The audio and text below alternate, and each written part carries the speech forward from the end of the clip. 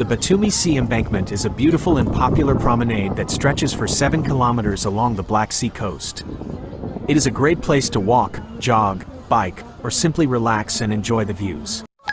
The promenade is lined with palm trees and other greenery, and there are several cafes, restaurants, and shops along the way. The embankment is also home to a number of popular landmarks, including the Ali and Nino statue, the Batumi Dolphinarium, and the Batumi Ferris Wheel. The Batumi Sea Embankment is a must-visit for any visitor to Batumi. It is a great place to enjoy the fresh air, the beautiful scenery, and the vibrant atmosphere of this seaside city.